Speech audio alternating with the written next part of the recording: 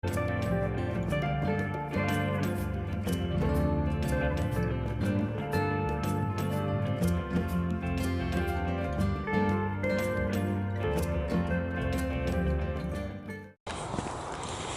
morning, everyone. We are setting off to what could be the most idiotic hike we've started in our short and idiotic hiking career. Platform 2. Oh. Having done exactly 7.5 miles this year, we're now off to up it a bit to roughly 200 miles. Let's see whether that one works without any training.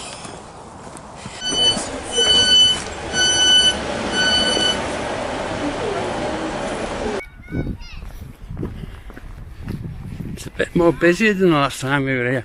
Oh yeah, only a little bit. So we're off to do this man's walk.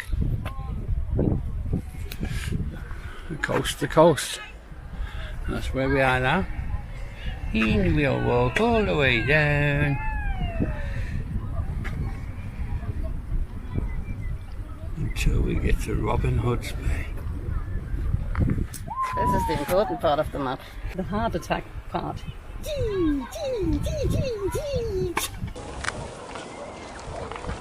This is where the sea comes from.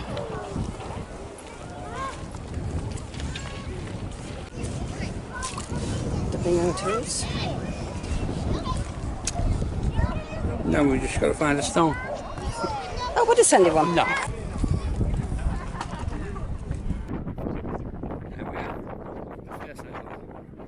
Beach is so busy. And there's Heidi. Bit of a climb on day 1. Mile 1, minute 1. Just so I see the lighthouse in the distance now. This is where we turn inland. And we're already dreading it. Not that there's anything wrong with inland, but it's incredibly hot today. And obviously once you turn inland you lose the benefit of the nice sea breeze. You can see past it up there. The striver. English/Dutch person. He hides everywhere nowadays. First glimpse of the hills in front of us. We've turned inland now. Didn't film anything because we met another coast-to-coast hiker called David, and we were chatting away, and it turned out he was on the PCT in 2019, just like us. And somehow we didn't meet any of the same people, so we must have been like hiking just sort of a couple of weeks, different bubbles. But what are the chances? It's our super glamorous lunch spot. We've just picked up some water from this here stream, which is, you know, it's water, it's running. It's through agricultural land, so it's probably got all sorts in it. So we've put a tablet in and we're filtering, just to be on the safe side. But it is extremely hot today. Woo! Sunshine! Melting!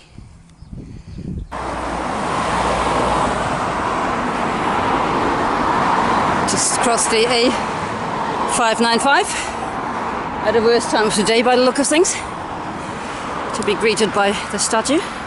Hello, sir. Apparently we've made 7 miles so far. Only 184 to go. Get there by lunchtime. I didn't say lunch which day, did I?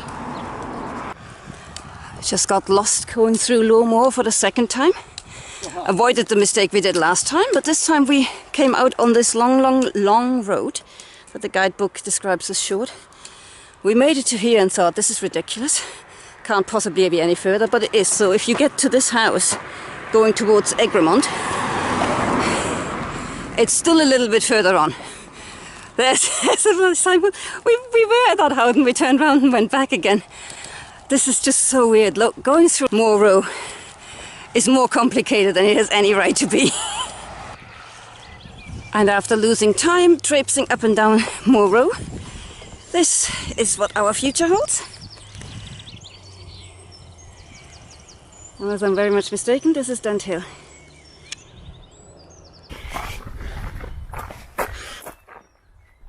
We're on Wainwright's passage. Ooh,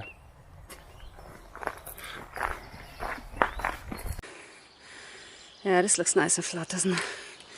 It isn't. If I wasn't waiting for Heidi, I would have ran up already. Well, feel free. I mean, I'm not stopping you.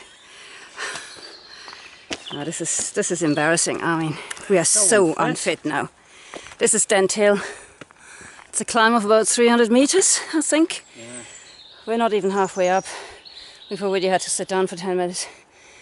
I mean, it is hot today, but yeah, that's not an excuse. We are knackered.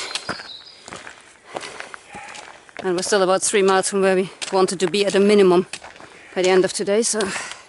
Plus we're running out of water, which means we have to get over the hill because the water's on the other side of the hill.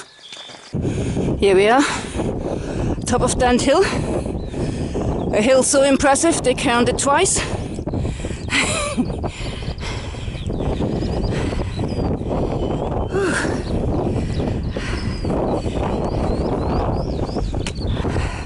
I took at least an hour more than I should have done. But these are the views from up here.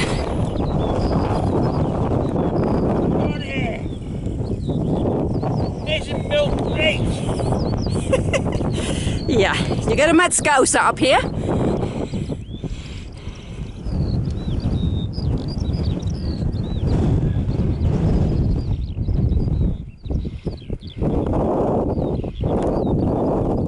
That's the direction we've come from.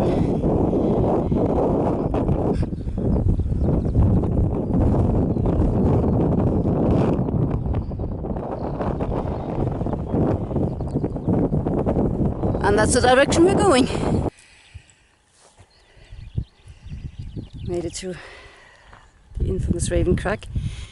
We were briefly debating on going on the forest road instead. We just go just on the outside of that little bit of wood and then takes you out again and down, because the drop off Raven's Crag is literally that. It's a drop. It's one of the steepest bits on the whole trail. Short, but yeah, it's not nice. It's not nice when it's wet. Last time we were here, it was we were wet. It was windy, it was cloudy. I don't even think we were on this trail. I think we were going around the wrong side of the hill. So we thought, hell, it's so dry now. We'll see what it's like. Now, what is that about a drop off? That's what I was talking about. Can you see the road down there? It's basically vertically below us. Okay, I'm exaggerating, but damn. That's the road we have to hit. And preferably not face first. So I'm afraid I'm putting this camera away now because I will need both sticks and all my hands for prayers. Made it off the Hill of Doom. That was easy. My legs are not my friend, neither are my knees. But can you hear this? Water. What a lovely, lovely tune they're playing. Obviously not in here, it must be somewhere over there. There's the little hill that gives many a coast-to-coast walker a heart attack. Pasty had a bit of a moment here, as did Snowy Matrix, but we know you actually go this way.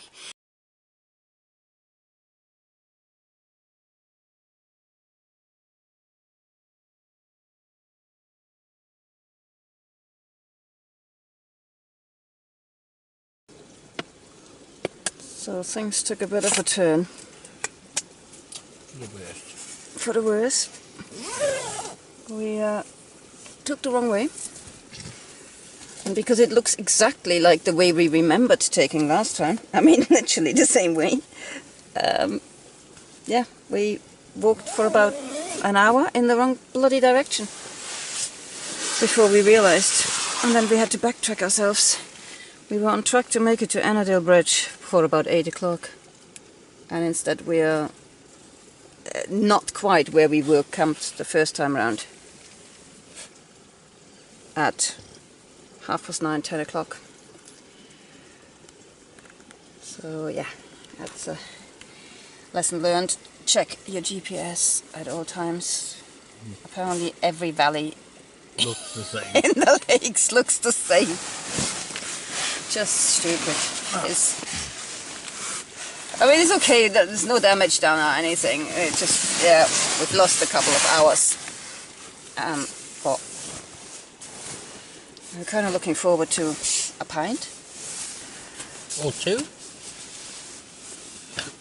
Mainly a soft drink. It's been so hot. We've guzzled our water like it's running out of fashion. And consequently, it ran out of fashion. And yeah, I think we drank about 3 litres each today. Yeah. And that's just because that's all we had. Yeah. So we would have drunk 5 each if that's what we'd had. Don't hide your pretty face. Get in the warm meeting. Warm eating. So yeah, I'm not showing where we're camped because we're literally on the pass, and B, it's too dark now. I might show it in the morning. I mean, it was 9:30 and we just pulled up on the first flat bit we could spot, which is like about 10 inches off the pass. It's not where you should be wild camping, that's for sure, but hopefully we'll be getting up early tomorrow. Will we still be getting up early tomorrow? Don't know, I'm sulking. Okay, he's sulking. It was a hard first day, and the lesson is learned. Do not trust your memory from 5 years ago because it's not worth it. 5? 3? 4. 4, 3, 2. Yeah, 2018 to 2021 is 3. Yeah. Oh gosh.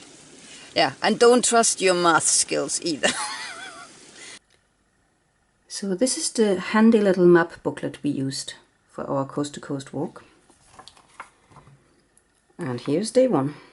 You get off the train station, walk to the beach, and then you basically follow the coastal path. Past the lighthouse, all the way up to, this is where that, where Pasty's figure is. Sorry, Pasty.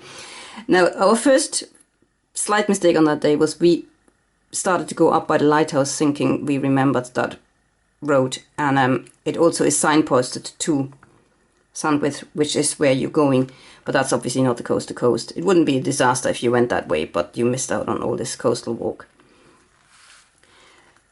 The path then is relatively straightforward until it reaches Moreau.